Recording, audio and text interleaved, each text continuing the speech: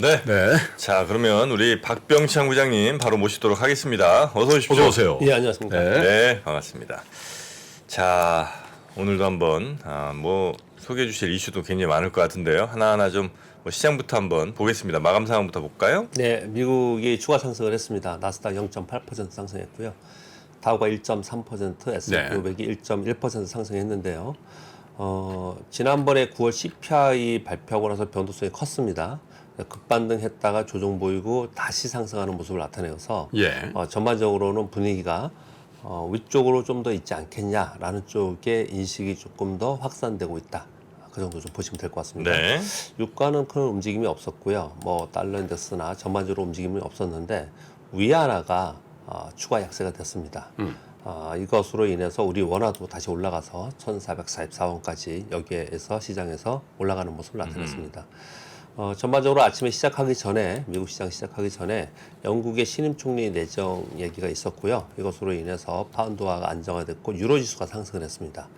그리고 또 한 가지는 28일 날 발표될 미국의 3분기 GDP, 그 GDP 나오고서 지금 이게 2.5%까지 이게 지금 역성장을 마이너스 성장 두 차례 있었지 않습니까? 네. 근데 한 2.5% 정도, 2% 좀 넘지 않나 그랬는데 지금 GDP 나오고서 2.9%까지 올라가고 있어요. 그래서 3분기 GDP에 대한 기대 그리고 예상치보다 양호한 실적 발표가 되면서 전반적으로 경기와 관련된 다우존스 산업지수가 상대적으로 강하다는 거죠. 어제도 말씀드렸지만 나스닥은 어제 올라서 0.8% 올랐으니까 약 한 3% 올랐던 것 같아요. 이번 달 보면요. 네. 다우존스 산업지수는 어제 제가 말씀드릴 때 8점 몇 %였죠. 그러니까 1.3% 올랐으니까 거의 10% 가까이 이번 달에 오르는 거예요. 그래서 경기 침체 얘기를 하고 있고 그렇지만은 전반적으로 시장의 분위기는 일부 개별 종목들의 등락 이런 것에 의해서 뭐 빠지는 종목들도 있고 그래서 성장주가 상대적으로 약한 모습을 나타내고 있긴 하지만 전반적인 시장은 반등을 해나가고 있다 그렇게 볼 수가 있겠습니다. 그리고 뭐 좀 이따 다시 이것도 자세히 저도 아까 김프로님도 말씀 주셨지만 뭐 다시 또 설명을 드려야 될 것 같은데 시진핑 3기 제가 오타가 났네요. 3기 출범으로 인해서 중국과 홍콩의 테크주들이 급락을 했습니다. 그래서 미국에 상장된 중국의 기업 ADR이 같이 폭락하는 빠지죠. 그런 모습을 나타냈습니다. 뭐 24%, 뭐 18%뭐 이런 식으로 빠졌어요. 그래서 위안화가 추가적으로 약세되는 게 전반적인 특징이었다 이렇게 볼 수가 있겠습니다. 우리 시장은 어제 1% 정도 코스피 상승을 했고요. 2236포인트였고요. 차트를 보시면 2250포인트를 세 차례 터치했어요. 그런데 이제 계속 이제 매물 맞고 내려오는 그런 모습을 나타냈고요. 코스닥은 2% 상승해서 688포인트입니다. 어제 수급을 보시면 개인들이 4,800억이나 팔았어요. 굉장히 많이 팔았죠. 외국인들이 한 1,500억 샀고 기관들이 한 3,200억 정도 매수를 해줬는데요. 주말에 12월 연준 피벗 기대로 인해서 미국 시장이 상승을 했죠. 그리고 주말에 국내 유동성 공급 프로그램 발표가 있었어요. 그러면서 갭 상승했습니다. 그런데 중간에 외국인들 선물 매도가 나타났는데 홍콩 증시 급락과 상해 하락 이것으로 인해서 상승폭은 고점으로부터 약간 축소해서 마감을 했습니다. 고점은 한 2% 정도 됐어요. 코스피가. 그런데 한 1% 정도 반납하면서 마감을 했습니다. 그렇지만 2236포인트로 플러스로 지켜냈고요. 그래서 미국 시장이 지금 추가 상승을 지금 기대하고 있는 그런 상황이라서 미국 시장에서 개별 기업들의 주요 종목들의 시가총액이 높은 기업들이 오늘 저녁부터 발표를 하거든요. 네. 거기서 뭐 큰 악재가 나와서 예. 또 떨어지는 그런 모습이 아니라면 우리 시장이 2250포인트 돌파 시도를 좀 하지 않을까 이렇게 또 생각을 좀 하고 있습니다. 어제 상해 종합지수는 2% 하락했고요. 항생이 6%, 그리고 홍콩 H는 7.3% 하락을 했어요. 어제 가장 특징적인 것은 삼성전자가 2.8% 올랐고요. 삼성 SDI와 삼성 바이오로직스가 3% 이상 강세를 보였습니다. 그래서 삼성그룹주가 강세를 보이면서 시장을 전반적으로 이끌었다. 그렇게 보시면 될 것 같습니다. 삼성 그룹주 관련된 또 정프로가 컨텐츠를 하나 또 만들지 않았습니까? 아마 곧 여러분께 선보일 텐데 이게 이제 뭐 전체 시장 얘기는 우리가 많이 하는데 예를 들면 뭐 삼성전자, SDI 또 삼성 바이오로직스 이런 회사들 이런 구체적인 회사들에 대한 분석을 정프로가 또 전문가들과 함께 해냈습니다. 전문가들과 함께 하는 거죠? 정프로가 하는 게 아니고. 제가 왜 그거 분석을 해요? 네, 그래갖고 그게 아마 조만간 여러분 아마 보실 수가 있을 겁니다. 네, 기대됩니다. 기준금리와 환율 이슈보다는 확연히 경기 이슈가 우위에 있습니다. 요즘에 뉴스들을 보시면요. 네. 그래서 이렇게 된 것은 연말과 내년 1분기의 CPI 기저효과로 인한 둔화는 이제 기대되고 있는 상황이에요. 그래서 인플레 지표가 하향되지 않겠냐. 그렇다면 기준금리와 환율의 고점은 시기의 문제가 아니겠냐. 이런 얘기들이 좀 많이 나오고 있는 상황입니다. 그런 가운데 이제 시중금리가 먼저 선반영하면서 하락하는 모습이나 또는 시장의 선반영 구간에 진입하지 않겠냐. 이런 얘기들이 지금 월가에 나오고 있는 상황이에요. 네. 그래서 결국은 보시면 물가 그리고 기준금리, 환율 이런 부분에 대해서는 시장이 어느 정도 반영을 했다. 그렇다면 이후에 나올 경기 침체의 강도와 위기 발생은 여전히 불확실성하지만 네. 그 사이의 구간이 있지 않겠냐. 그 사이의 구간에서 반등을 시도하는 것이 아니냐. 이렇게 지금 얘기를 하고 있는 상황이에요. 가장 중요한 것은 오늘 밤부터 이제 시총 상위 종목의 주요 종목들이 실적 발표를 합니다. 이 주요 종목들 어제 말씀드린 바와 같이 실적의 감익의 폭이 크지 않았던 기업들이 감익이 이제 나타나면 이것은 영향을 줄 수 있습니다. 그것만 넘어가면 시장은 좀 위쪽을 바라보면서 움직일 가능성이 지금 상당히 있습니다. 다음 주에 곧바로 그 FOMC 75bp 금리 인상을 기저로 지금 얘기를 하고 있지 않습니까? 근데 그거에 대해서는 시장이 얘기를 하지 않잖아요. 근데 그런 것들은 이제 반영했다라고 지금 시장이 지금 보고 있는 거예요. 그래서 실적 발표에 의해서 종목별 등락 그리고 시가총액 상위 종목에 의해서 지수의 움직임 이렇게 나타날 것이다. 이렇게 보시면 될 것 같습니다. 국내 시장도 보시면은 뭐 미국 시장에 비해서 확연히 지금 약합니다. 사실 그렇게 약한 게 뭐 때문일까 생각을 해봤는데 텍스트는 이렇게 가져왔는데 개인적인 그냥 의견을 좀 말씀드려보면 지금 채권 시장 하고 부동산발 PF에서 우려가 굉장히 많았잖아요. 그렇죠. 지난 주말에 긴급 대책으로 인해서 어느 정도 좀 해소가 됐다. 이렇게 지금 시장이 반영을 좀 하고 있어요. 그런데 어떤 기관이든 간에 우리 김프로님 다 아시겠지만 주식도 있지만 채권도 있고 부동산도 있고 뭐 전부 다들 모여서 회의들 많이 하지 않습니까? 네. 그러면 이제 한쪽이 좋지 않기 때문에 전반적인 정서가 제가 느끼기에는 전반적인 정서가 지금 뭔가 좀 본격적으로 투자를 한다든지 안정감이 있다든지 이런 느낌이 아니에요, 지금. 그러니 국내 기관들의 거래를 보면 굉장히 소극적이고 단기적인 거래에 치중하고 있다라는 거예요. 그래서 네. 지금의 우리나라 시장이 상대적으로 굉장히 약하고 그리고 2250포인트 감에 매물 맞고 이런 부분들이 네. 대외적인 이슈도 있지만 우리 그 국내의 이 플레이어들의 심리가 굉장히 많이 작용을 하고 있는 것 같아요. 최악이죠. 예, 그렇게 좀 생각이 들어요. 사실 개인 투자자들 심리도 최악이지만 네. 여의도의 그 자금 운용자들의 심리가 그렇습니다. 무너져 버린다. 예.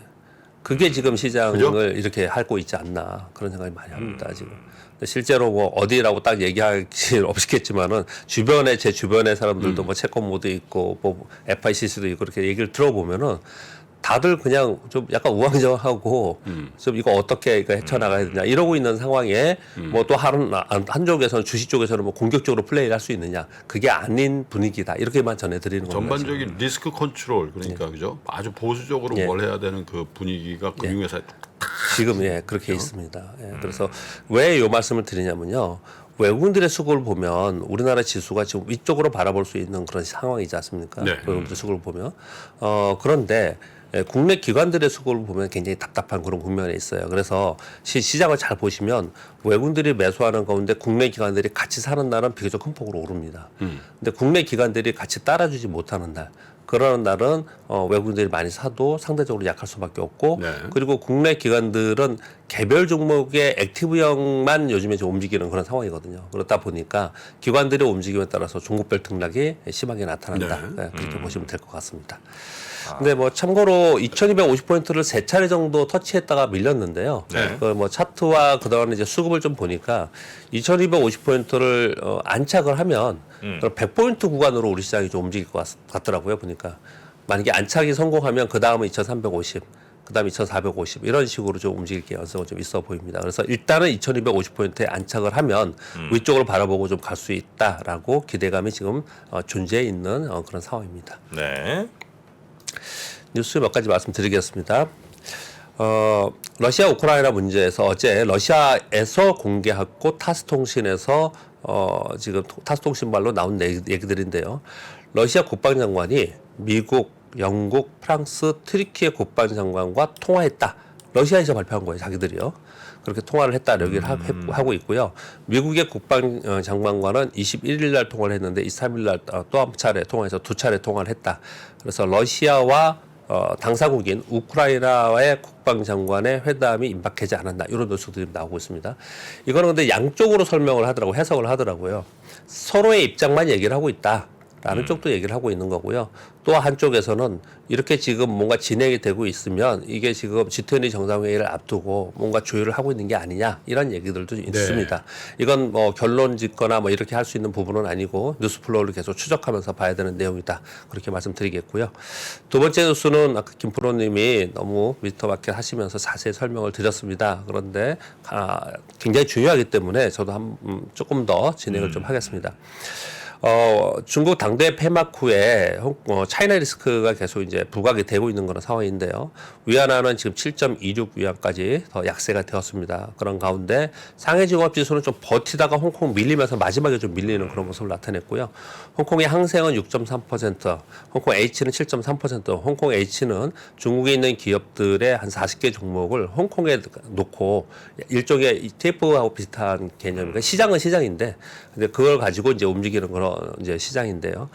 홍콩 H가 어느 정도냐면 왜 이걸 문제시 삼냐면요. 우리가 걱정을 하는 이유는 2021년 작년 2월의 고점이 제가 차트를 봤더니 12,271포인트였어요. 어제 종가가 사실 제가 이거 타이핑을 미리 해서 자료를 이제 미리 만들어서 그러는데 이거보다 더 떨어졌습니다. 5,200포인트 아래로 떨어졌어요. 그래서 작년 2월 고점 대비 지금 마이너스 58%입니다. 우리나라에서 금융사에서 만든 홍콩 H 연계 ALS가 마이너스 50%, 마이너스 55%의 낙인이에요. 거의 대부분이. 그럼 이제 낙인 구간에 들어가야 있습니다, 지금요. 그래서 지금 또 이제 난리가 났어요. 근데 아까 권 기자님이 얘기를 하셨지만은 저도 증권회사에 계속 다니면서 이게 시장이 하락할 때마다 홍콩 H 관련된 연계 ELS 맨날 문제가 되고 있어요. 이게 맨날 문제가 되고 있는데 이게 왜 문제가 되냐면요.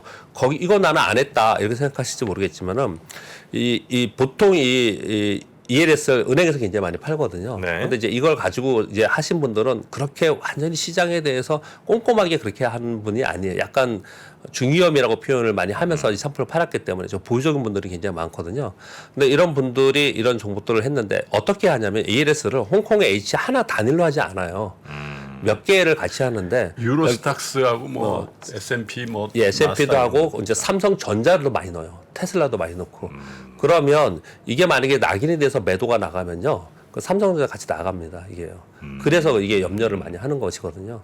그래서 이 부분에서 걱정을 많이 하고 있다. 시장에서는 또 한 가지 걱정이 들었다. 이런 부분을 말씀드리는 거고요. 그래서 왜 그러면 당대회 폐막 후에 이번의 상황이 이건 정치적인 이유이기 때문에 제가 언급할 일은 아니지만 왜 차이나 리스크가 나오느냐. 대표적으로 뭘 보면 알 수 있겠냐. 이것만 말씀드릴게요. 네. 2014년도에 알리바바의 시가총액이 413조였습니다. 그리고 아마존이 203조고요. 지금 2022년 10월에 알리바바의 시가총액이 260조고요. 아마존은 1751조입니다. 그러니까 지금의 중국의 규제나 정책적인 이유에 의해서 기업들이 얼마나 변화가 있는지를 단적으로 알 수 있는 것이 아니냐 이렇게 보는 거예요. 그래서 이런 걱정을 많이 하는 겁니다. 그래서 중국의 빅테크 종목들이 어저께 급락하는 현상이 나타났다. 그러니까 마화통인이 텐센트의 마화통인이 뭐 마윈이 다 공산당원이거든. 어? 근데 어디가 있는지 지금 종족을 모르겠어. 어디 잘 있겠죠. 언론에도 안 나와. 어? 한때 마화통이 뭐 얼마나 활발했었어. 여기서 테크 종목 굉장히 걱정을 많이 하고 있는데요. 네. 우리 시장에 우리나라에서 주식하고 계시는 분들의 입장에서는 이것을 그냥 있는 그대로 넘길 부분은 사실은 아닙니다. 왜냐하면 중국의 테크들이 지금 폭락을 하고 있어요. 그러면 중국의 빅테크에 연관된 우리나라의 중소기업의 소부장 기업들이 꽤 있습니다. 네, 이런 부분들은 한 차례 이제 걱정스러우니까 다시 한번 점검을 좀 해봐야 되고요. 또 한편으로는 이것 때문에 수혜가 되는 쪽도 굉장히 많아요. 그래서 종목별로 굉장히 엇갈릴 거다. 그렇게 보셔도 될 것 같습니다. 수혜 씨는 좀 요즘 진짜 안 보이네요. 수혜 씨는 또 뭐예요? 정 대표님 지금 할 말이십니까? 지금 중국 저 물려가지고 지금 예에서 산 분들 지금 피눈물 납니다. 제일 피눈물 난 게 접니다. 저 87%. 주식 사서 피눈물 나는 것도 있지만 ELS 한다고 이거 위험하지 않다고 해가지고 지금 마이너스 87%는 없을 거 아니에요. 제가 지금 확인했어요. 저도 지금 제정신이 아니란 말입니다. 예. 지금 핑한 구닥터 때문에 지금 제가 닥터를 만나게 될 상황이에요. 거기다 화홍반도체며 SMIC 지금 다 지금 반토막 이상씩인데. 중국 굉장히 좋아했구만. 제가요? 그때 뭐 한참 너 중국 좋다고 누가 또 그래갖고. 넘어가. 예. 빨리 진행해. 자 그리고요. 예, 골드만삭스에서 미국의 달러가 생각보다 고점에 가까이 와 있을 수 있다라는 의례적인 어제 보고서가 나왔습니다. 지난 70년대, 80년도에 두 차례 미국 달러 고점들이 인플레이션과 관련이 되어 있었다. 역사적으로 달러 고점은 연준 긴축의 피봇 그리고 미국 및 글로벌 성장의 바닥과 일치했다. 의미가 좀 있죠. 제가 부연 설명을 드리지 않겠습니다. 아마 여러분들이 이 내용을 읽으시면 어떤 생각이 드실 거라고 생각하고요. 그리고 그 밑에 내용들은 뭐 그냥 간단한 내용들을 간단히 말씀드릴게요. 미국의 개인 투자자 2022년 JP모간 자료를 토대로 봤을 때 평균 수익률이 마이너스 44%다. 파이널 타임즈에 나왔는데 이것 때문에 가져온 건 아니고요. 뭐 그들 얘기니까 뭐 가져온 건 아니고 뭐 때문에 제가 이걸 가져왔냐면요. 최근에 개인 투자자 주간 매도가 2016년 이후에 최장기간 계속 매도를 하고 있다고 합니다. 개인 투자들이. 그리고 매도 물량이 좀 줄었는데 그거는 과거 증시의 급반등의 경험 때문에 어떤 측은 버티고 있기 때문에 매도 물량이 좀 줄고 있고 그렇지만 매도는 최장으로 늘고 있다. 이렇게 얘기가 나오고 있거든요. 제가 이걸 보면서 이 뉴스를 보면서 우리나라 똑같네? 라는 생각이 들더라고요. 그래서 지금 이제 이런 분위기로 접어들고 있다라는 거예요. 근데 이 와중에 지난주에 주식형 펀드로 18줄에 그러니까 거의 5개월이죠. 최대 유입됐습니다. 북미의 118억 달러, 서유럽은 빠졌고요. 신흥시장이 전체적으로 빠졌는데 아시아는 약 8.7억 달러 들어왔어요. 즉 전반적으로 개인 투자들이 파는 동안에 주식형 펀드의 롱텀 펀드들은 자금이 들어오고 있다. 그런 것들이 좀 지표를 볼 수가 있었고요. 마지막 뉴스만 하겠습니다. 네. 글로벌 파운드리 뭐 제는 빼고요. 코오롱 티슈진이 오늘 거래 재개됩니다. 오늘 되죠. 예. 3년 5개월 동안 거래 정지됐었습니다. 그래가지고 뭐 단타 큰 장 쓴다는 또 지난번 신라젠. 지난번에 신라젠 봤죠. 신라젠 저 못해서 신라젠. 오늘 딴 거 거래가 많이 줄 거야. 급등했죠 계속. 아 그래요. 티슈진 때문에 딴 거 거래가 많이 줄 것 같아. 다 여기 가서 그래서 우리 시장에 굉장히 고생을 많이 시켰던 주식이고 여기 이 주식 갖고 계신 분들이 굉장히 많을 텐데요. 혹시 잊어버리고 계신 분들이 있을 수도 있어요. 그러니까 그 티슈진 거래되네? 코오롱 티슈진 그러면은 있는 거 아니야? 이걸 티슈진? 아니 티슈진 없어요. 네. 많으신 분들이 잊어먹고 계실 수 있거든요. 근데 오늘부터 거래 재개된다는 거를 말씀을 드립니다. 네. 그 뭐죠? 이렇게 그 차트에 예. 이제 이른바 뭐 캔들이라고 이야기하는 예. 일봉 차트를 보지 않습니까? 예. 그럼 이제 네모칸이 위아래로 약간 뭐 길게 이렇게 있기도 하고 예. 그 위아래로 이제 조그마한 선이 이렇게 쭉 나와 있잖아요. 예. 아래 꼬리 윗 꼬리라고. 그 아래 꼬리 윗 꼬리. 근데 뭐 종목 같은 경우에 예. 뭐 크게 막 떨어지고 이런 건 아닌데 예. 그 윗꼬리가 항상 예. 되게 길게 며칠째 계속 예. 올라와 있어요. 예. 이거는 단타- 장난질 치는 거예요, 혹시? 단타 누가? 세력들이 들어와서 올려서 그거예요? 팔고 올려서 팔고 하는 거죠. 아씨. 개별 중소형주에 그런 게 굉장히 많습니다. 그렇습니까? 예. 아래 꼬리가 길게 달려야 좋은 건데. 아래 꼬리가 길게 달리면 좋은 거예요? 그렇지. 예, 맞습니다. 저점까지 쭉 밀었다가 사는 세력이 쫙 확 올리고 끝났다는 아, 거야. 올챙이처럼 이렇게 저기 쭉. 그렇지. 아, 그거네. 근데 난 왜 다 윗꼬리들만 있길래 애들이. 나는 이게 계속 위로 그 꼬리들이 있길래 예. 아 뭔가 움직임이 이제 예. 아 일어나나 보다 그 기대를 좀 했거든요. 단기적인 움직임이 그렇게 만드는 아래 거죠. 꼬리 윗 꼬리 동시에 달리는 경우도 있다. 그건 뭐예요? 치열하단 얘기지. 아 위아래 세력들이. 예. 알겠습니다. 자 오늘도 차트 상식 하나 얻어 가겠습니다.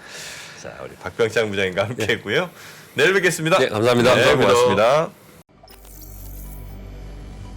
저희 3프로TV가 우리나라에서 가장 많은 데이터를 분석하는 송기령 부사장과 함께 미래대학 강의를 선보인 지가 벌써 1년이 지났습니다. 대기업의 임원진들과 기관의 큰 프로젝트로만 제공되던 깊이 있는 통찰을 최초로 온라인을 통해서 공개했었는데요. 여러분들이 보내주신 다양한 피드백을 바탕으로 한층 더 업그레이드해서 다시 돌아왔습니다. 3프로TV 미래대학 확장판. 현상은 벌어진 거고 함의는 그 안에 들어있는 이유란 말이죠. 예측 그러셨는데요. 예측이 아니라 이해입니다. 그렇게 가게 돼 있어요. 누구보다 먼저 사회 변화를 포착하고 자신만의 전략을 수립하시는 귀한 시간이 되실 겁니다. 11월 7일까지 구매하시는 모든 분들께는 송기령 부사장과 함께하는 토크 콘서트 참석의 기회를 드리겠습니다. 영상 하단의 링크를 클릭하시거나 네이버에서 3프로TV를 검색해 주세요.